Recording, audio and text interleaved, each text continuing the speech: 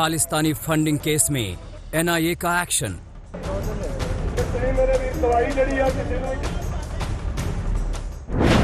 Funding की जांच पर किसान नेताओं के सवाल।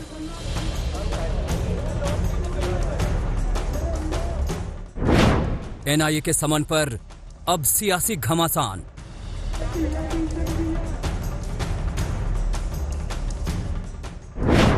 किसान संगठनों का मोर्चा उठाएंगे मुद्दा।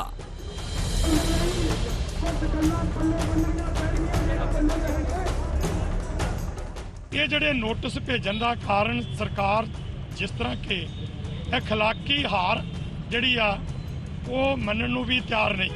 खालिस्तानी आतंकी संगठन सिख फॉर जस्टिस की फंडिंग के आरोपों में एनआईए ने जांच तेज की तो सवाल उठने लगे हैं। ये सवाल उस नोटिस पर हैं जिसके जरिए करीब 40 लोगों से जांच एजेंसी सवाल जवाब करना चाहती है।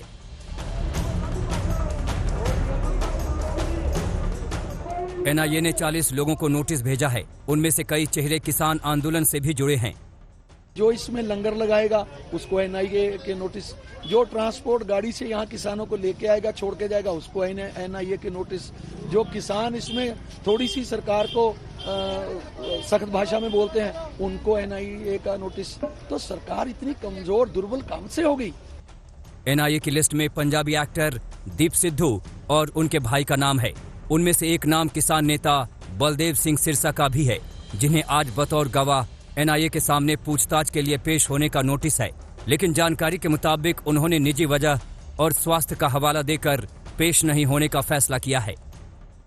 50 दिन हो चुके हैं फार्मर एजिटेशन को, लेकिन इसमें अब एनआईए भी आ पड़ा है, क्योंकि एनआईए ने तकरीबन 40 ऐसे लोगों को बुलाया है। कई उनमें से ऐसे हैं जो कि फार्मर एजिटेशन का हिस्सा हैं। फिलहाल किसान का कहना है कि ये केंद्र की एक चाल है ताकि लोगों को डिस्ट्रैक्ट किया जा सके, उनको दबाया जा सके। जहां तक सवाल आता है कि किन किन को बुलाया गया, इसमें दीप सिद्धू हैं, पंजाबी एक्टर हैं, उनके भाई हैं, एक प्रीचर हैं, नट बोल्ट का काम करने वाले एक हैं व्यक्ति। एक्टर दीप सिद्धू का कहना है कि सरकार के इशारे पर एनआईए एक्शन कर रही है। किसान नेताओं में गुस्सा है, वो इसे सरकार की साजिश करार दे रहे हैं। प्रदर्शन कर रहे किसान संगठनों का आरोप है कि कृषि कानून के खिलाफ जारी गुस्से को अलग रंग दिया जा रहा है। सरकार तो ये साजिश कर रहा है, सरकार तो बदले के भावना में काम कर रहा है। जनवादी सरकार को भी ऐसा देखा हमारा देश में कि जन आंदोलन के थोड़ा मदद किया, इसलिए उसको देशद्रोही करार दिया जाएगा, यूएपीए में उसको बुक किया जाएगा। एनआईए के समन को लेकर किसानों में जबरदस्त रोष है। अब वो आगे की रणनीति तैयार करने के लिए बैठक कर रहे हैं। जानकारी के मुताबिक 19 जनवरी को प्रस्तावित बैठक में किसान संगठन इस मसले को भी केंद्र के सामने उठाएंगे। बीच फॉरेन फंडिंग और हवाला का आरोप लगाते हुए एनआईए ने 11 लोगों को सिख फॉर जस्टिस का ये जो पूरा मामला है जिसमें जांच चल रही है उसमें नोटिस दिया है। अब उसको लेकर के किसान संगठन बैठक कर रहे हैं।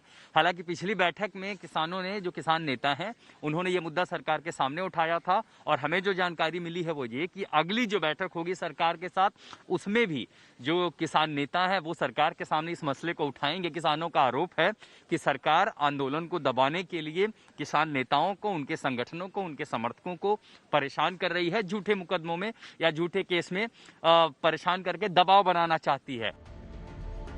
एसएफजे और अन्य खालिस्तानी संगठन नए आरोपों को लेकर दिसंबर में ही रडार पर आ गए थे। 12 दिसंबर को गृह मंत्रालय की बैठक हुई जिसमें एनआईए, ईडी, आईटी, सीबीआई समेत तमाम एजेंसियों के बड़े अधिकारी शामिल हुए। 15 दिसंबर को एमएचए ने जांच का आदेश जारी कर दिया। एक तरफ जहां किसान अलग अलग दिल्ली के बॉर्डर पर आंदोलन को बढ़ाने के लिए पूरी तैयारियां कर रहे हैं, तो वहीं दूसरी तरफ जांच एजेंसी एनआईए अब एक्शन में है। एनआईए कई किसान नेताओं से पूछताछ करना चाहती है।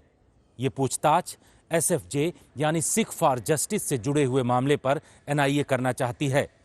सूत्रों के मुताबिक विदेशों से खालिस्तानी संगठनों यानी यूके, कनाडा, ऑस्ट्रेलिया और दूसरे देशों से जो पैसा आया है, उस पैसे को लेकर के बड़े स्तर पर जांच करना एनआईए चाहती है।